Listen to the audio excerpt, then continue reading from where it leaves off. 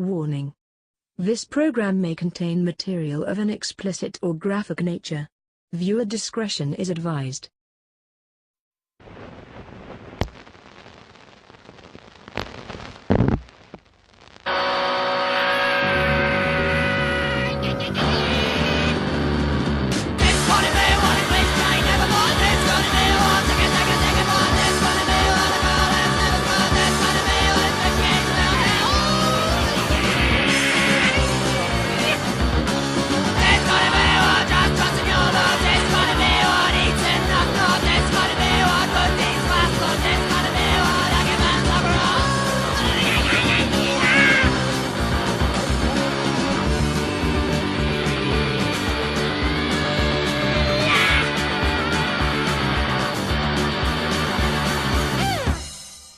Broadcasting Undead from the B Ward from 2018.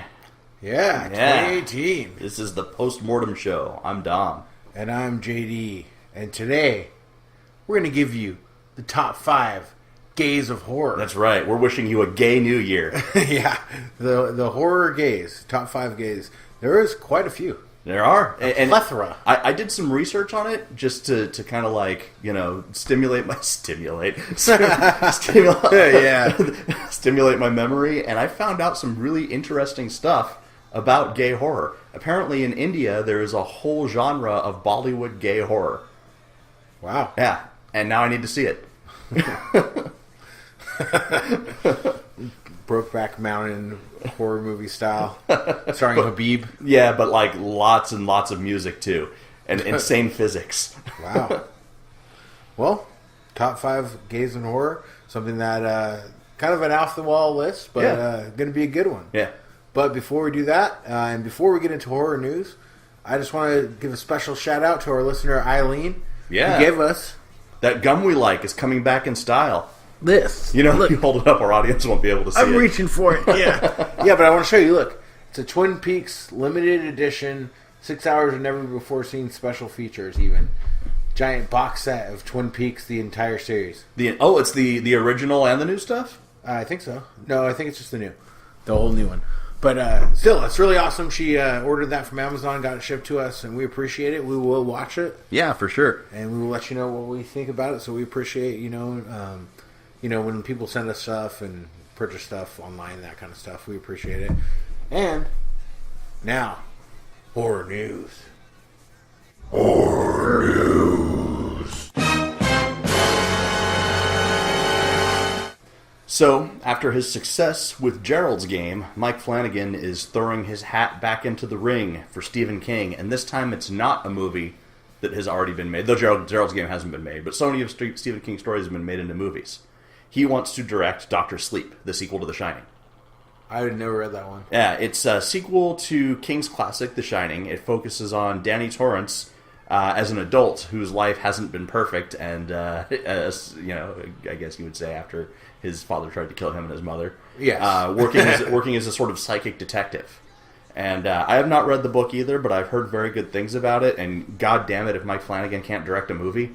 Yeah, Mike Flanagan is awesome. Yeah, so the movie was optioned for, or the book was optioned for a movie in 2016, and nothing came of it. So he is now pushing for it to actually be made, and he wants to helm it.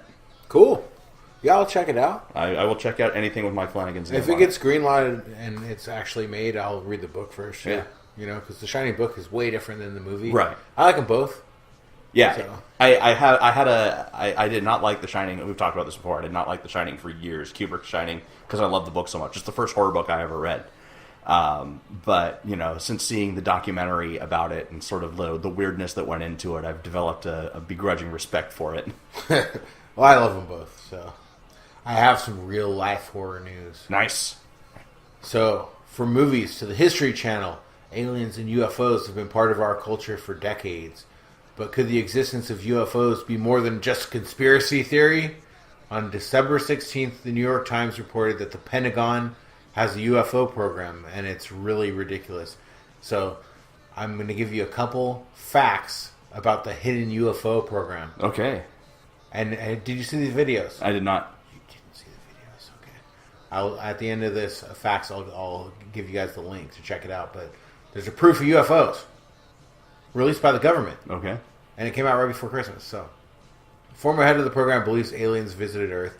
Luis Elizondo ran the classified Advanced Aviation Threat Identification Program. Said that he feels there's evidence that alien spacecrafts have reached Earth. His personal beliefs is that there's very compelling evidence that we are not alone, he said in an interview on CNN. He said that the team examined an aircraft that displayed characteristics not seen in any country's aircraft. They have video footage of it, which is on YouTube. If you search up Pentagon Gimbal, Gimbal, you can see this. Okay. And it flies at impossible angles, and you can hear the pilots talking back and forth about it. Wow. Yeah. I watched the video, and, it's kind of hard to see what it is. You have to, listen to them and then, read about it because, we don't know what we're looking at, really. Right. But, yeah, they also recovered materials from the UFOs that are a compound that they can't recognize as anything from Earth. That have special properties. Mm. And so the invasion has begun. That's right. It's about goddamn time. Fuck. It can't be anything worse than what we've got in the White House. He's going to rip his face off and reveal himself as the leader of the reptilians. Yeah, he probably is. That was my joke the whole time, is that no matter who won during the Clinton, Trump election, the fucking reptiles won. Definitely. Do you believe in aliens? I do. You do? Yeah, I do too. I think it just seems more likely that they would exist than not. I think it seems narcissistic to think that we would be alone. Yeah, absolutely. We're just one planet. Yeah.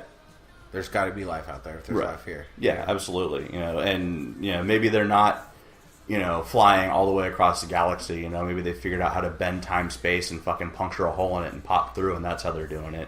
Because all the scientific arguments against the existence of aliens is based on technology that we have. Yeah. And who knows, maybe there was a fucking culture that got their shit together. Yeah. I don't know that we're ever going to make it to any other galaxy without some help, but only time will tell. Yeah. Speaking of aliens, The X-Files is returning for its 11th season this coming Wednesday, the day that this episode is released, January 3rd, 2018. Okay. It's back, and Gillian Anderson at New York Comic Con has said that season 11 will be her last. Oh, man. She said that 10 was going to be her last, but fans were so unhappy with the way that it ended that she felt that she owed it to the fans. Yeah, there has to be some kind of closure. Yeah. Now, Chris Carter, the creator, has said that the X-Files will continue. That is his plan. He's not. Yeah, because that's why they have the younger agents. Yeah. Obviously. So, what I'm hoping is that he did the best. That's the best thing he could do is bring it back with the existing. Yeah. Bring them in. Instead of it was just the X-Files returns and it's not them. Right. No one give a fuck, but making them together and then slowly fading them out and they die or whatever, you know. And established in the movies, Mulder's gone a little bit cuckoo anyway. So, it stands to reason that he would probably go back to being that old man on the mountain. But what I'm hoping for is that when Gillian Anderson goes away, they bring back Robert Patrick in drag. Robert Patrick in drag. Speaking of horror gays. Yeah.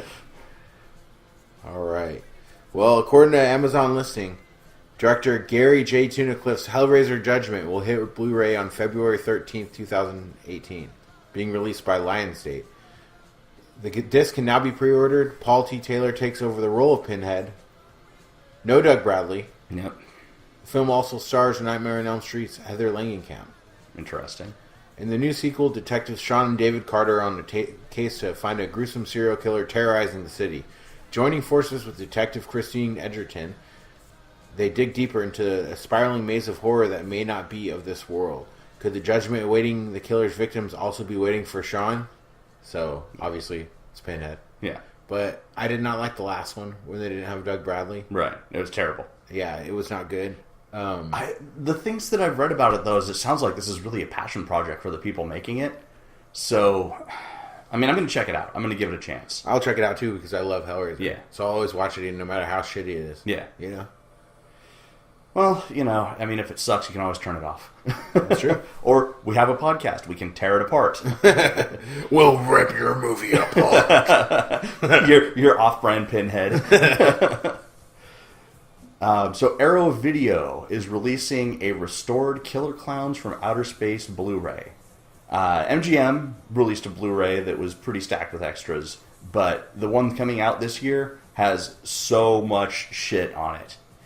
It has a brand new restoration of a 4K scan of the film, high-definition Blu-ray presentation, 2.0 and 5.1 audio, blah, blah, blah, subtitles, blah, blah, blah, commentary. Let the Show Begin, Anatomy of a Killer theme song, an interview with the Dickies, The Chiodos Walk Among Us, which is a documentary about Super 8 filming, including all of the original short films that the Chiodos made while they were learning to make films. Interviews with several stars, several documentaries about the film, an archive interview with the composer of the film, and a whole bunch of unreleased, previously deleted scenes. I love Killer Clowns from Outer Space. Yeah, me too. It's such a fucking awesome, ridiculous movie. I just got me a fucking Blu-ray player and a surround sound system to enjoy these things with. So I'm excited for this. I may make that one of my first purchases. Yeah, Killer Clowns. Dickies, I've seen them in concert a bunch of times. That's pretty awesome. Did you work that Zombie Walk show that Vendetta Pro Wrestling did where the Dickies played? I did the first one. Okay, it was the second one. Yeah, I only did the first one. Okay, it was the one where I managed Techno Destructo at that show, and the Dickies played. It was pretty awesome. You know, they still got it. Yeah, that's cool.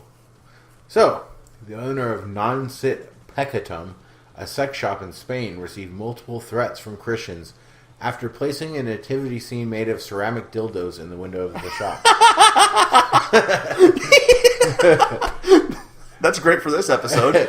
A man with his wife ordered me to remove the offending scene and said that if I didn't, he would remove it himself. Valdivielso recounted on his Facebook account, adding that he was subject to a barrage of insults and had to call the police. Next, the shop sign was vandalized with the word pecadores, or sinners, and the owner discovered a group calling themselves the Children of the Virgin Mary had launched a boycott on the store. So why do they need a boycott if they're the Children of the Virgin Mary? Yeah, that seems kind of a little bit redundant. So I don't understand that. You know, the shop's owner temporarily replaced the scene with a poster asking passersby to vote on whether he should put it back. They overwhelmingly voted yes, so the dildo scene has risen again. Conservative commentators at several news sites responded to the controversy by saying that the shop owner would have never mocked Muhammad in the same way. One of the threats of that too, and it very well may be true. But saying the people of your faith are better than radical extremists in another is not exactly setting the bar that high. So. No, not at all. And if you put up a Muhammad dildo, the Christians would probably complain about, you know, why you have that instead of Christmas. Right. Why don't you have Christmas dildos? Wow, that's an awesome nativity scene. So, nativity dildos is our rating system. Done. All right. Oh, that's all I got for horror news. That's all I got for horror news, too. So we will be back with the good movie and the bad movie after this. Hi, thanks for listening to the Postmortem Podcast. If you want to support us, go to our website at www.postmortemshow.com and click the Amazon link. By clicking on the Amazon banner, Amazon will give a small percentage of the purchase price of your item back to the Postmortem Podcast at no additional cost to you. That's right. It doesn't cost you any money. We get money. You want us to keep doing this? You want more Doug Jones talk? You want more dick and fart talk? I don't care. We're going to do it. Fund our filthy, filthy habits. Yes, and they are many and they are vast. And most of them aren't legal. Yes. Click the banner. Just do it. Come on, don't be a dick. Give us money.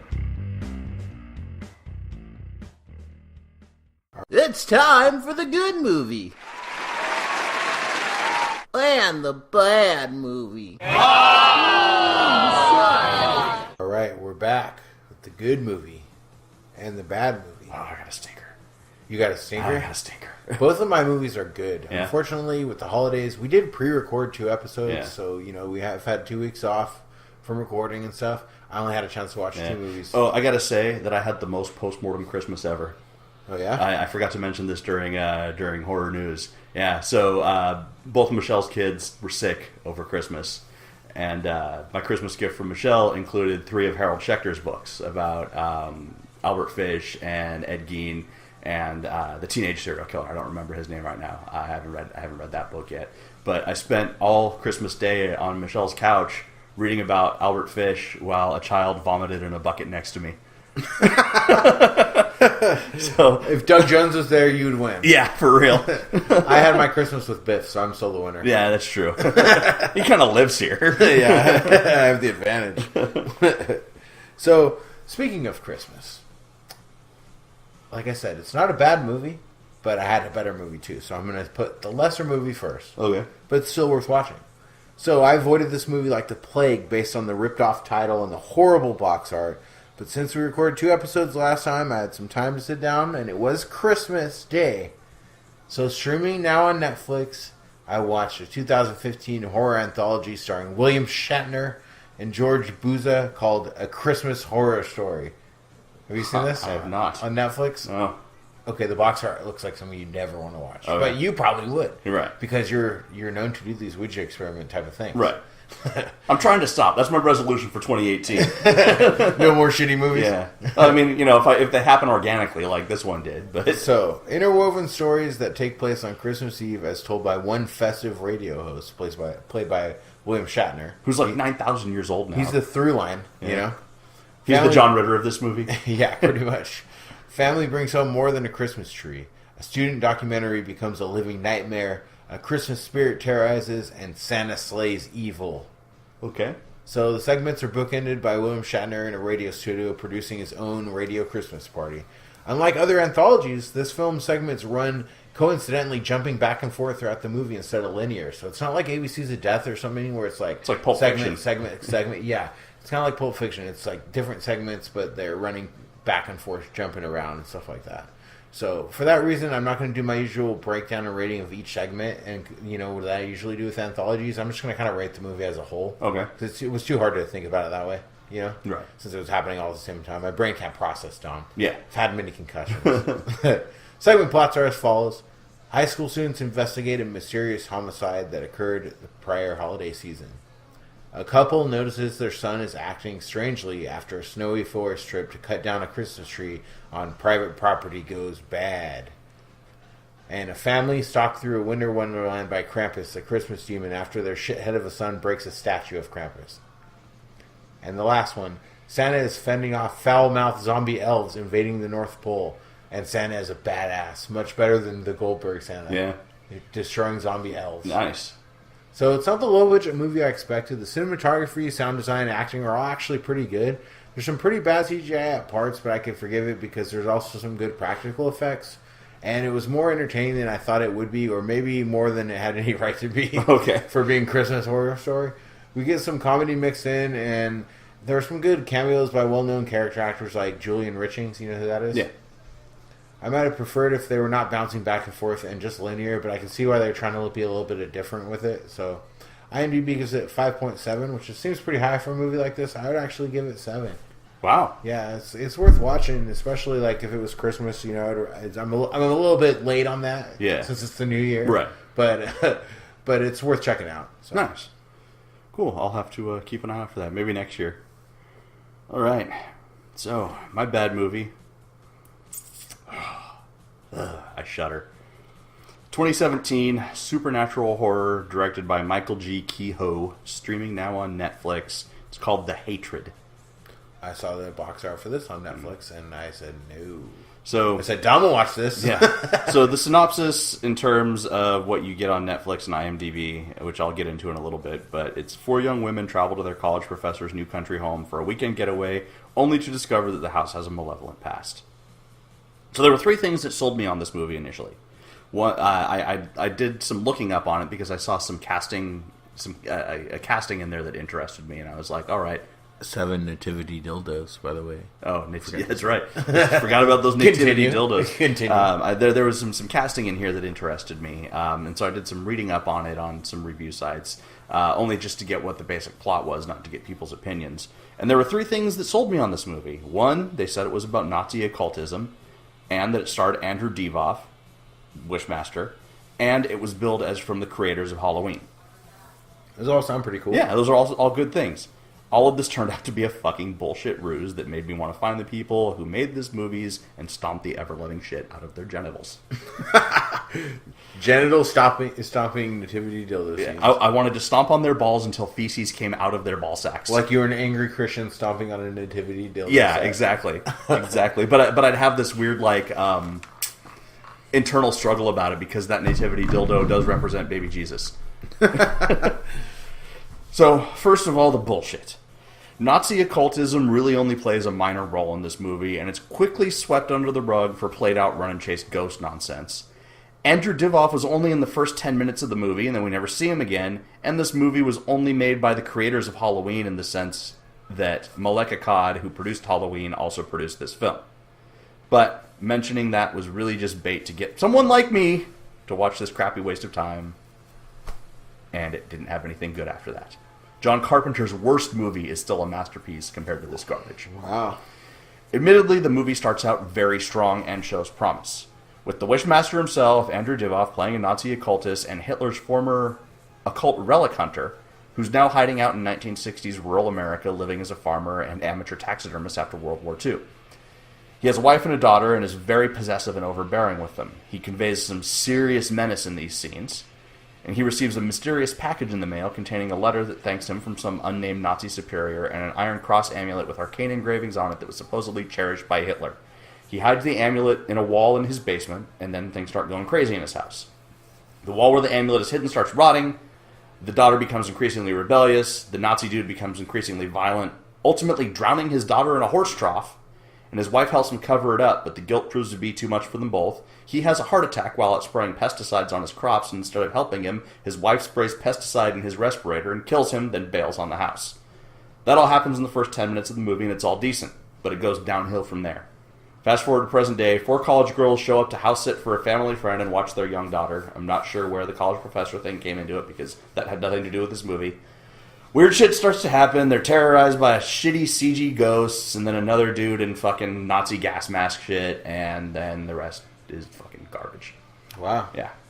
So, Mike... So you did not like this Yeah. movie? I liked the first 10 minutes of this movie. And my critique of this movie... How did you really feel? Yeah, does not apply to the first 10 minutes of this movie. The setup was great, and it would have made for a fine short film or a very interesting story with Andrew Divoff playing an occult Nazi occultist. I would want to watch that movie. It's everything after that makes it shit. The dialogue is fucking terrible. Everything that comes out of their mouth, I just cringed at. Even if the actresses were good, they couldn't have made these lines good. Yeah. You know, it was bad, and it was just fucking rehashed nonsense that we've seen a bajillion times. There's nothing to redeem this movie after the introduction. It just gets worse and worse as it drags on. At one point, I was screaming at my TV, "Fucking end! End, goddammit!" It wasn't even a 90-minute movie. And it felt like an eternity.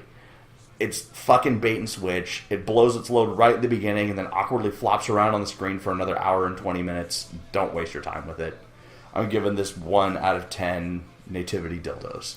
I didn't have the sound effect. I didn't have it ready, so Yeah. we just made it. I didn't tell you. So, yeah. We just made it. This movie is so bad that it doesn't even deserve the sound effect. Yeah. We just have to make it on our own. Yeah, and the only reason it's not a 0 is because of that first 10 minutes. Yeah. So before I get into my good movie, I just want to say, because we have not, it's been 2 weeks since we recorded, so we didn't record since before Christmas. Right. And since then, a couple listeners have shouted out. Antoine gave me a Merry Christmas rose. Yeah, I got a Merry Christmas from him too. Yeah. He wants to give you a very Merry Christmas. Yeah, that's right. So we should have had him on this episode with us. All right. So now my good movie. Super Dark Times. Heard of it? Super Dark Times? Super Dark Times. It's a silly title. It is a very silly title. 2017, directed by Kevin Phillips, starring Owen Campbell, Charlie Tahan, and Amy Hargraves. Super Dark Times. What do you think a movie called Super Dark Times would be about? I don't know. I mean, dark stuff? Like maybe Alaska?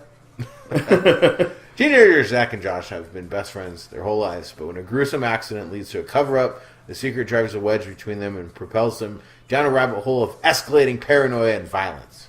Okay. So it's like Very Bad Things. Yeah. No. There's no dead hookers or Christian Slater? No Christian Slater whatsoever. Set in 1992, it gets the time period pretty good. Similar to like Donnie Darko and Stranger Things did with their time periods. Kind of got 1992 down pretty good on this movie. So this is like Boys with Backpacks High School Edition. Zach and Josh are nerds, and they both secretly like the same girl named Allison. Together with an annoying fat kid and another loser, they're a group of outcasts. When Josh's brother goes to jail, the group goes through his things, finding a big bag of weed and a samurai sword.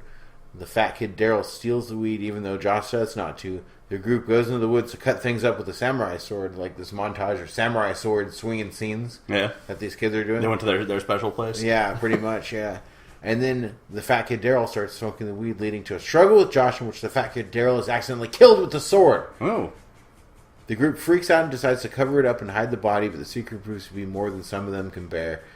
Can they hold out, or will someone crack under the pressure, or will they turn against each other, and does someone else have to die now, too? I really like the way they get across the paranoia. There's a light filter and whispers and stuff, like when the people, like the character in their own head, kind of. Kids also have nightmares, really likable characters, and you care about what is happening and can relate to them the whole time. Good cinematography, well-made movie. Score is really intense, especially in the third act. Good acting, except the fucking fat kid in the group who's way over the top and a shitty actor. Oh, I'm glad he was the one that died, because then he was just not in the movie anymore. Like fucking wheelchair dude in Texas Chainsaw Massacre. Pretty much, yeah. First, I thought he was supposed to have mental problems, but really, you just can't read his lines. Okay. Like, at first, I was like, "Oh, that's nice that they, they're friends with this kid, special needs kid." And I just realized, no, this kid just can't act. He's not playing a special needs. Oh. Main two kids make up for it though with their acting. Direction and delivery just kept surprising me with how well executed it was, and it goes in a different direction in the third act than I thought it would. I definitely recommend checking it out as a Super Dark Times as soon as you can. So, is it streaming anywhere? No, it's not streaming. I had to buy it online, but. Yeah, it's hopefully it'll be on Netflix or anything. But cool. IMDb gives it 6.5. I'm going to give it 8.1 Nativity dildos. Wow. I am interested in that. Super Dark Times! Kind of sounds a little bit like, like a little bit of Stand By Me in there. It's got the vibe of the movie Found and We Need to Talk About Kevin. Those two movies together. It's got that vibe to me. Okay. Those movies are all in the same universe. Yeah. Cool. To me, yeah. All right. So, my good movie is one of your bad movies that you've recently described. Wow. Yeah. So, I'm coming in with the counterpoint. Okay. 2017 psychological horror directed by Darren Aronofsky, Mother. Oh my god. I fucking loved it. You loved that movie? I loved it. I gave it a 0. Yeah. No, I gave it a 1 because of her boobs. Yeah. Good boobs. So, yeah, couple's relationship is tested when uninvited ghosts arrive at their home, disrupting their tranquil existence. You rated this movie low. I, on the other hand, fucking loved it. It's not what I expected at all, and I think it was better and crazier than I thought it would be. So I'm not going to go too much into the story because, one, you've already talked about it, and two, there's not much that you can say about it without giving away, like, what it is. But what I will say is that this movie struck me as much of an occult ritual as it is a film. It's a story of creation and destruction about humans take things that are beautiful and pure and ruin them with their own overzealousness, selfishness, and greed. And ultimately, it's an indictment on religion, over spirituality, mixed in with an apocalyptic story told through a really, really unique lens. It was fucking full of Gnostic, Kabbalistic, and Hermetic imagery. It's a modern take on a story that's been told since fucking Sumerian mythology. I really, really liked it. I didn't like it. And this is one of those movies that's super polarizing. It is. And that's what I said when I wanted to like it, because I was like, wow, I love The Wrestler. Yeah. I love the movie The Wrestler that he made. And, some of his other movies I like as well, but some of them I don't like. Yeah. This was almost like Nicholas Winding Refn levels of pretentiousness. I didn't get that at all. Oh, man, I did. I was just, so turned off by it, Like, what I got from it was this was a guy who fucking did his homework. This was a guy who's read fucking Gnostic theology and the Kabbalah and all these things and, turned it into a film. The stuff goes fucking way back to the beginning of storytelling. I think what it comes down to is maybe the simple people like me don't really care much for that around these parts. That might be it. We don't really care. Maybe you can take your fancy words. You can take your Cabela's. Your Cabela's like my hunting rifle? Yeah, you can take your Cabela's. We don't need those around here. Yeah, I had put off watching it because of your review of it, and then I told you to watch it. Though. Yeah, I wanted you to watch it because thing is, I knew that I thought you would like it somehow because like maybe I need some boobs and gore and stuff like that, like and a little bit of comedy and stuff like that. I don't like the super. I love, but this had boobs and gore. But I like a Serbian film, and I like I like movies like that, Mars, that are serious dark tone movies. You know. This movie wasn't a dark tone. It was just more. It was ridiculous. It was chaos. It was what it was. It was completely ridiculous. The whole scenario was ridiculous. Well, that's the thing is like this movie is not taking. It's like a symbolism. Like, it's definitely this whole movie does not take place in the real world. It kind of reminds me of like Jodorowsky or something like that. It was just like so much fucking weird shit. It's Jodorowsky. It's Lucifer Valentine without the vomit. I don't think so, man. I like Lucifer Valentine a lot more than I like this movie. Well, but I did see, like, I knew you liked it. I saw Stephen Byro, a friend of the show. He liked it a lot, too. Yeah. I saw him write something about it, and said he liked it. What ultimately... maybe I'm just too... Maybe I took too many chair shots to the head, and now I can't understand it. I can't understand what you're saying. I can't understand your weird prehistoric Jew nonsense. What ultimately got me to go home and watch it is this weekend. Michelle was sick and she asked me to not come over because she didn't want to get me sick. I ended up going over there anyway because that's what I do. But on Friday night, I think it was. I was just sitting around, I was bored, and I looked at my phone to see what was playing at the movie theater, and it said that the new Insidious movie was playing at the theater in Santa Maria. So I went to go see it, and it turned out that Google was wrong, because the movie doesn't open until Thursday. So I was in Santa Maria, and I'm like, well, what the fuck am I going to do now? And I went to Best Buy to go price out a 5.1 stereo receiver, and our friend Arnie was working, and he hooked me up with a good deal on the receiver and all that. And the first thing he asked me is, have you seen Star Wars yet? And I said, yeah. And we talked a little about that, and then he goes, have you seen Mother yet?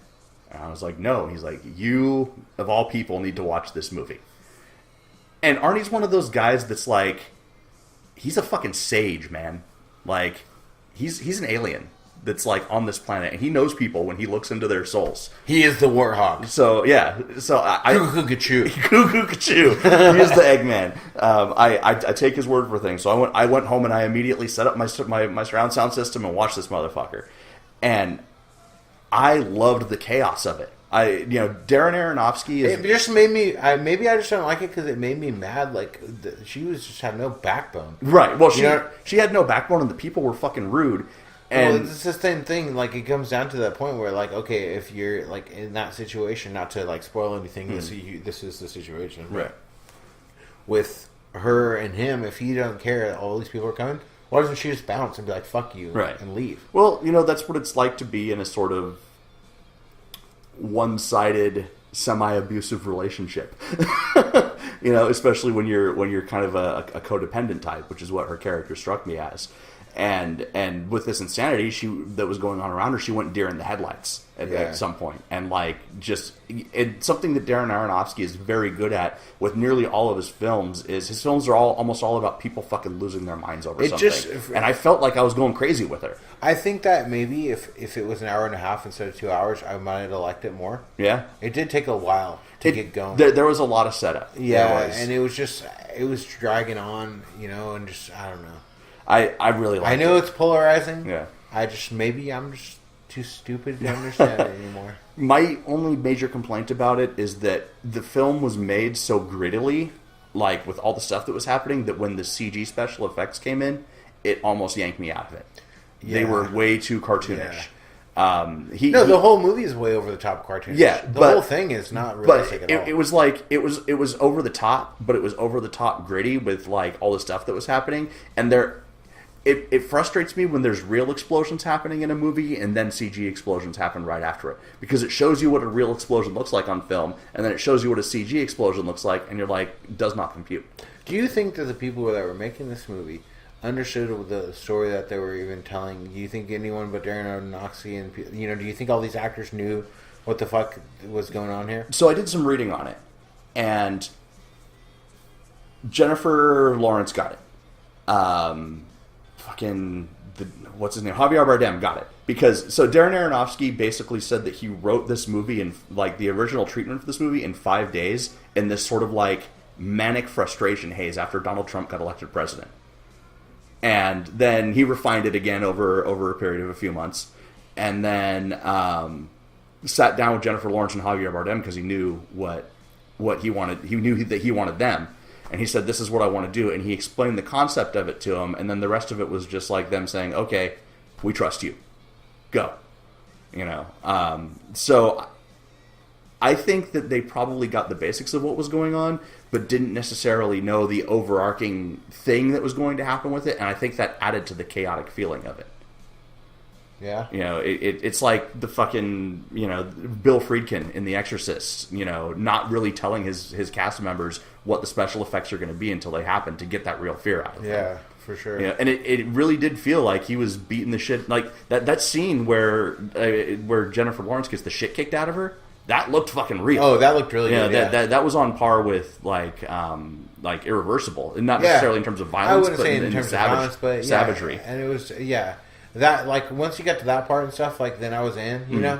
But it just took so long for me. You know, I like a slow burn. Like, I like There Will Be Blood. I like that kind of slow burn. You know what I mean? Right. If that kind of, you know...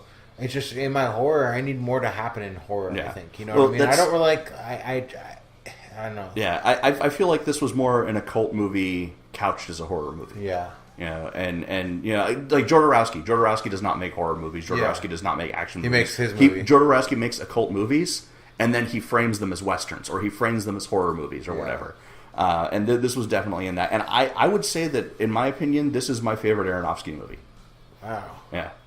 And Randy the Ram? Yeah. No? Yeah. No? Yeah. Wow. Yeah. I like Ram Jam. Ram Jam. Ram Jam. And I'm giving it 9 out of 10 Nativity dildos. Wow. I'm shocked. Yeah? No, I'm not shocked. I knew this was going to happen. I may be stupid, but I'm also wise in my own way. Right. I'm some kind of time traveler or something. I don't know why, but sometimes I know these things. I watch this movie and I'm like, I don't like it, but Dom, you need to watch it. So you probably will. I'm like, Dom is going to like this movie for the reasons that I don't like it. Yeah. And that's why the show works. That's right. Because we're two different people. Yeah, we don't have to agree on everything. If we were sewed together at the hip, Siamese twin style, it wouldn't work as That's right. Yeah. But the beauty of it we'd only need one microphone. Is that we can disagree about Mother and still suck each other's dicks after the show. Right? Not at all. Damn it! I think that this week's topic is getting to you. I think you just led me on. I think your true feelings are coming out. Biff may be interested, but really? Not myself, no. Oh, okay. I'm a married man, forsaking all others. All right. You can't tempt me, Dom. Vile temptress. Gyrating, doing your lascivious dance. All right. Well, with that being said, we will be back with the top 5 gays in horror after this. Thank you guys for all your support, sharing our shit, liking our page, listening weekly, not suing us semi-weekly, getting semi-hard for 30 seconds once. Yeah. No matter how long you listen, we still support you. Unless it is just one episode, then fuck you. Yeah. You better run for the fucking hills. Run through the jungle. That's not what this is about. No. What this is about is we have now started the official Facebook group of the Post-Mortem Show. Go on Facebook, look up Post-Mortem Show Horror Movie Podcast for a chance to share your favorite horror memes with us and occasionally be shit-talked by me. That's probably accurate. Yeah, I've already done it once. Yeah, guys, join the group. We have thousands of listeners to the show. Right now, the group only has about 300 members. Yeah. So please add yourself. Please share it. Share it with the world. Yeah. Just don't say stupid Let ass us racist into your shit. lives. Let us into your lives. Yeah. Open You want to yourself talk to wide. me? Open You want yourself to to Dom? us. You want to talk to Biff? We will soon to be one-eared Biff. We will put Biff on the computer if that's what you want. We're gonna have an official event in the group. It's gonna be Facebook Live Q&A with Biff, and I'm just gonna put Biff on Facebook Live, sitting there, and he'll answer all your questions. Maybe we could do it as like a video chat thing. Yeah, so that's official Facebook group, Post-Mortem Show Horror Movie Podcast. Please join, please share it with your friends.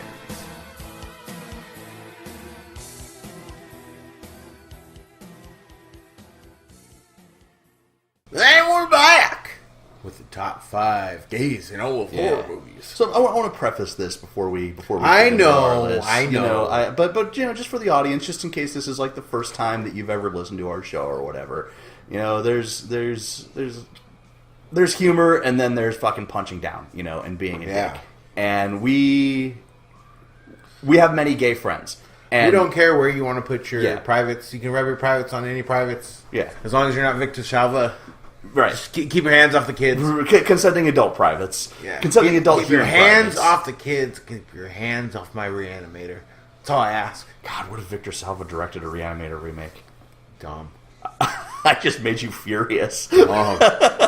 But, we like to consider ourselves allies. And I'm going to go on record and saying I'll fucking...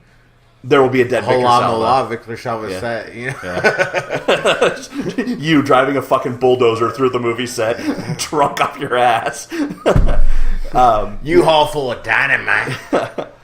This is a comedy podcast as well as a horror podcast, and we make jokes about everything that we talk about. So, that's what we're doing here. But if you are one of our listeners who is gay, and you find what we are saying offensive, let us know. Hit us up at postmortemshow@gmail.com. Dom's giving out free hand jobs. So if you just say you're offended, you're in. Just say you're offended, and I will prove that I'm on your side by sucking that dick. Oh. I will suck the chrome off your trailer hitch. Oh, the emails that are going to come in. How am I already getting emails? Yeah. But yeah, that's weird. We just have psychic listeners. But if you are the kind of person that thinks that someone is less than human for their sexual preference, or is not entitled to the same rights as another human being because of their sexual preference, or should have violence done to them because of their sexual preference, fuck you. Yes, we stand with you.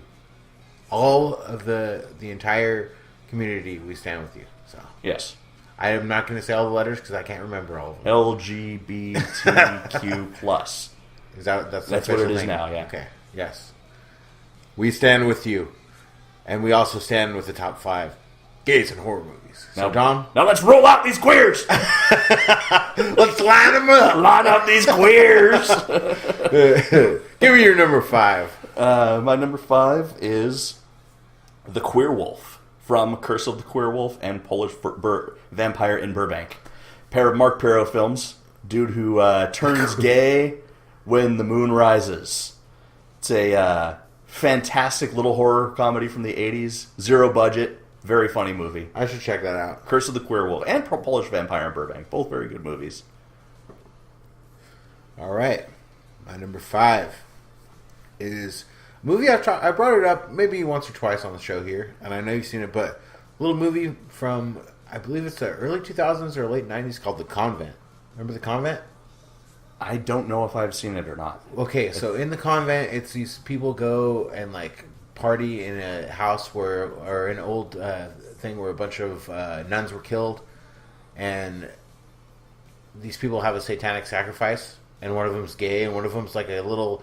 He goes, oh, he sounds like Paul Bear, but he looks like Rob Zombie, and his friend is like this gay goth guy, and they're trying to sacrifice humans, Why is he making that noise? Is he retarded, or? No, it's just very fucking ridiculous. You never seen The Convent? I know, this doesn't You gotta sound see it. familiar It's at a all. good little horror comedy. Yeah, and so what happens is the virgin they're trying to sacrifice, they realize that it's real. They're just full of shit. They weren't really going to do it. They're just trying to get these girls. Where the main guy's trying to get the girls, to these goth girls to like him, by trying to do sacrifice or whatever. Then it actually works, and someone gets possessed by a demon, and then they think that they're going to sacrifice a virgin. So the gay goth guy is trying to get with the virgin guy that they were going to sacrifice before, and saying maybe we should come on, and his name is Dickie Boy. He's this gay goth guy in the movie The Convent. It's very, very funny. Huh. Cool. I'll have to check it out. I did not describe any of that well at all. Yeah. Well, hey, man, it's Satanic Sacrifice. I'm down. Satanic Sacrifice. It's funny, though. It's really funny. And Coolio is in it as a cop. And Bill Moseley and Coolio are cops. Nice. Together. Nice. and it involves the Misfits, and it's worth watching. The Convent. Wow, cool.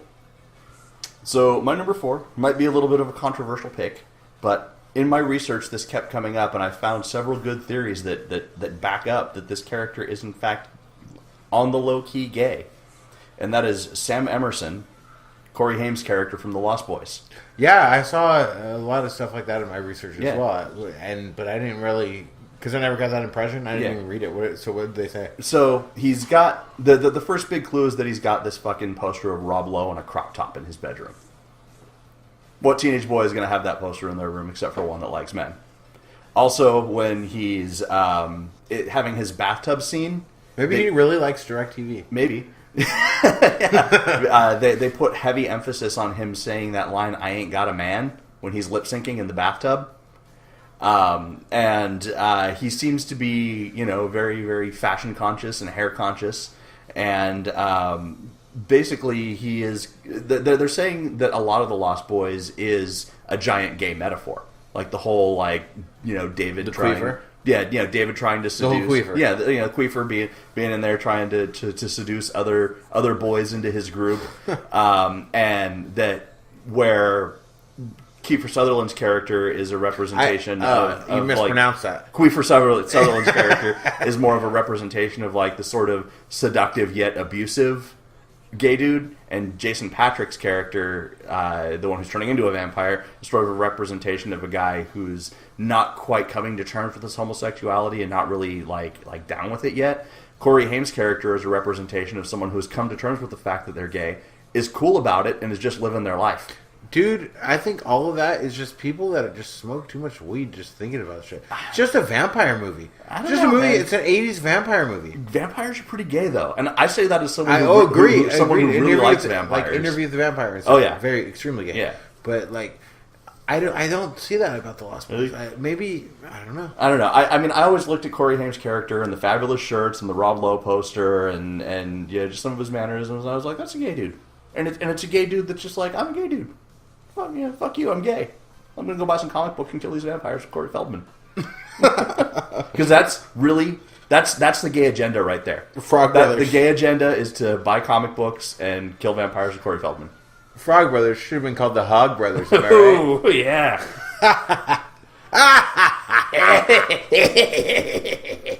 Oh my god.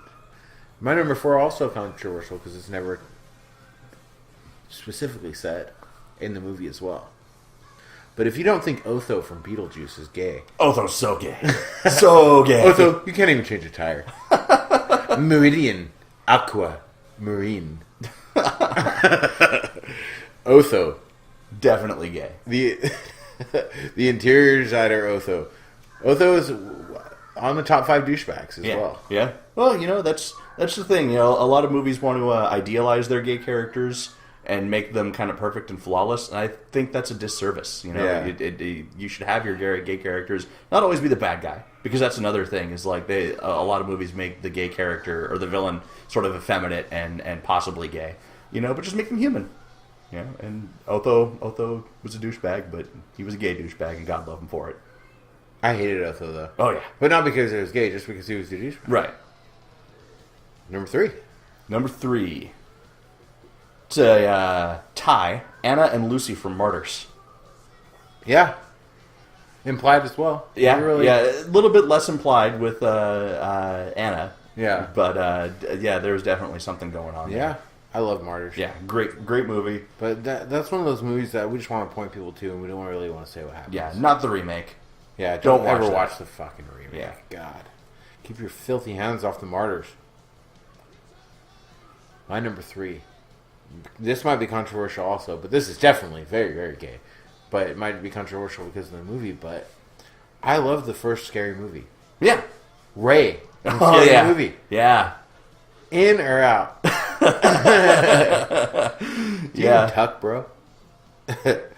He's the Black Buffalo Bill. Yeah, for sure. That dude gets fucked by ghosts in so many movies. That actor, Marlon Wayans. The dick into his ear. Yeah. Yeah, it was really funny. That's a good one. Yeah, the sequels are stupid, but they get. I love Scary Movie 2 also with Chris. The first with Chris one Elliott. though. It's my strong hand. Number 2 already. My number 2 is Jesse Walsh, Nightmare on Elm Street 2, Freddy's Revenge. I hate number 2. The gay Nightmare on Elm Street. It is, and it sucks though. Compared to number 1, number 1 is so good, and then that's where it started getting stupid, you know? Right. Yeah, it's a very, very flawed movie, but in terms of it being an analogy, in terms of it being very gay, it is very gay. Yeah, super gay movie, and progressive for its time. You know, whether or not it's a great movie, it was taking a risk when other movies would not take those risks, especially with the second movie in a budding franchise. You know, going straight for the fucking coach getting his butt whipped in the shower. All right, number 2, huh? Yeah, that was your number 2. Yep. My number 2 are the Werebears from Chillerama. Yeah, Werebears. I was a teenage werebear. That I don't know if you can get more gay than that. It's pretty. Yeah, maybe in my number 1. Yeah, it's about as gay as 8 guys sucking 9 guys' dicks. Did you do that last one? Yeah, getting 2. Yeah, Chillerama was good. Yeah. Good anthology horror. Check it out if you guys haven't seen Chillerama. Yeah. Very good. Number 1. My number 1 is The Gay Yeti from Yeti A Love Story and another Yeti A Love Story, Life on the Streets. And I knew it would be. Yeah. I watched the second one. I never watched the first one. Yeah. But... The first one's on YouTube. Oh, really? Yeah. And it comes full circle because he's the villain in the first movie until he becomes sympathetic at the end, and then he's a victim in the second movie. That's awesome. And that is a quite a gay film there. Very funny. lot of big swinging Yeti cock. I am the Yeti. My number 1 is the number 1 in all of horror gays. That is Eileen Wuornos. Oh, in Monster. Yeah. It's played by Charlize Theron. Taking our gerbs. She took so you cast one of the most beautiful women in the world to play this ugly girl. Give the ugly girl the role. There's a girl out there who's born to play Eileen. Yeah, there's a girl out there with a fucking ham hock neck. Be that as it may, it's really good. It's a great movie. Fantastic movie. Yeah. I left all of the real people off of my list, just because they're Jeffrey Dahmer and all that. But Charlize Theron's performance really fucking stands out. I just wanted to have too. I was like, I need to have a girl too. Yeah. Gotta have a girl in the list. Gotta represent those lesbians. Yeah. And I don't know what you did, but I intentionally did not focus on transgender or genderqueer characters or anything like that because that could be a list all into itself. Yeah, no, I didn't do that. Maybe on the honorable mentions, I think I listed some, but didn't put them on the list for that reason. So. Yeah. All right, my honorable mentions. First, Lestat, Interview with a Vampire. Otto the Gay Zombie from the movie Otto. Never even heard of that. It's a good one. Really? Yeah, it's a real good one. The whole movie is a metaphor for coming to terms with your gayness, but he has to come to terms with not only that he's gay, but that he's also dead. And there's a dick eating scene in it. Well, of course, it's Gay Zombie. Yeah. Marie from High Tension. Yeah, on mine as well. May from the movie May. She's more bisexual, but there's some woman-on-woman action there. Yeah. And Jordan and Xavier from the Doom generation. Yeah. They didn't quite get the opportunity to express their gayness for each other because of neo-Nazis cutting penises off with with gardening shears. But I love that movie. They came close. Yeah, I really like that movie. I always think of Doom Generation and Return of the Living Dead 3 similar for me. I think I saw them the same day. Yeah. But for me, those two films are locked together. Yeah. I did not like Doom Generation. I saw it when it first came out on video, because Ogre from Skinny Puppy was in it, and so I was like, oh, I got to see this movie, and I didn't like it because I didn't get it, and then I saw it again when I was in my early 20s, and I was like, oh fuck, I get this movie now. This is awesome. Yeah, it is good. All right, my honorable mentions: Dahmer. Yeah, left him off the list because he was real, like you said. Buffalo Bill. Yeah, trans. Maybe gay. That's why I left him off because he just likes to dress up. Yeah. He just wants to make a dress. That's all he's trying to do. He wants to fuck himself. Yeah. Yeah, he does. That's very true. He's good at tucking. Chris Tucker. That's what his friends call him. And you know that, man. Bateman and Lewis in American Psycho. Yeah? He's very uncomfortable with that whole scene, but he never kills that guy. Yeah. And you can tell he's like, oh, I gotta go. You know what I mean? You can tell like he's this pent up Wall Street gay guy in a conservative. suit. Yeah, he wants it. He wants it, but he won't admit to it. That's a great scene too. When he's going up behind him in the bathroom and he's about to fucking strangle him, and the guy just turns around and leans into it. Yeah. Leatherface, not confirmed gay, but likes to wear women's clothes. Yeah. You know, pretty much. He's on the spectrum. Could be trans. Could be transgender. The Yeti, like you said. The old man on the train in Hostel.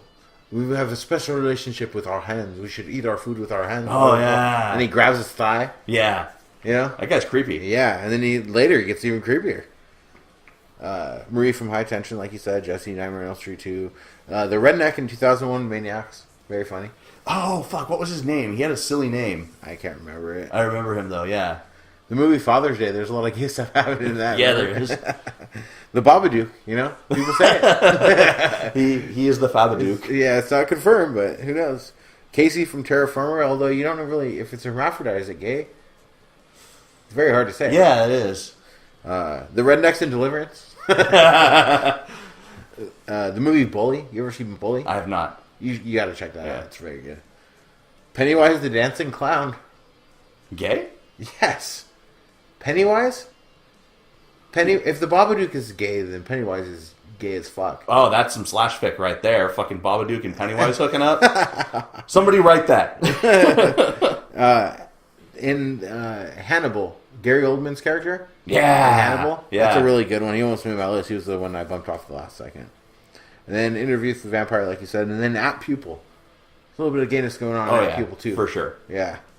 So, that's it. That's it for my list. Yeah.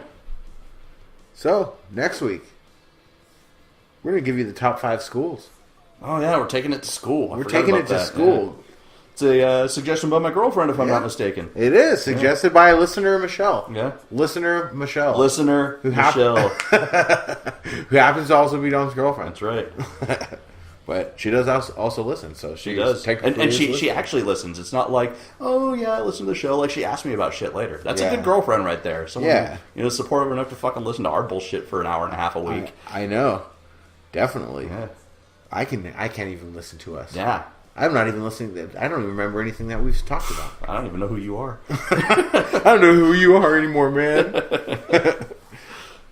All right. Well, that's it, I guess, for Top 5 Horror Gays. That's our first episode of 2018. We're on episode 98 right now. Yeah, and episode 100 is going to be our 100th episode spectacular. Extravaganza. We have a very special Top 5 list. Yeah, we've got B. Arthur as our special guest from Beyond the Grave. Of B. Arthur. The corpse of B. Arthur. We're going to have Biff live in studio. Yeah. Taking your calls. That's right. Live streaming Biff's penis. We're going to do this year's Mortys. Yeah. The Mortys. Yeah, we're going to put it off just a little bit. Instead of doing it the first of the year, we're going to do the Mortys. We're going to do it on episode 100. Talk about the best and the worst of 2017. Yep, and the thing is with the Mortys, last year we had a best and worst. That's it. Yeah. When we did our first live show, we did the best and the worst for our year-end Mortys. We did our top 5 mullets, but this year we're giving the Mortys a top 5. Top 5 bad, top 5 good. Yeah. 10 the best things. Worst from our good movie, bad movie segment of the year. So we'll see. We might come to blows with the number number 0. So we'll see. All right. All right. So that's it for Top 5 Horror Gays. That's it. We've lined them up. We let them loose. Turned them loose in their field. Hey, and you know what? Our resident fish thrower, H.P. Lovecraft. Yeah? Gay. H.P. Lovecraft. Oh, yeah. Yeah. Very, very closeted. Very closeted. Very not in touch with closeted gay. Not in touch with what he wanted. Him and a young Puerto Rican boy. Yeah. That's all he wanted. Yep. Him, that's young why Puerto with his Rican boy. racism and everything. Yeah, exactly. All he needed was some sweet, sweet chocolate dick. And on that note, as he once said, as the holiday season wound to a close, as the holiday season wound down to a close, and he took the ornaments off the Christmas tree and took it out onto the curb for the garbage truck to pick it up, and took down the lights, and then took down his dildo nativity in his front yard. If it smells like fish, Throw the fucker back. Happy New Year!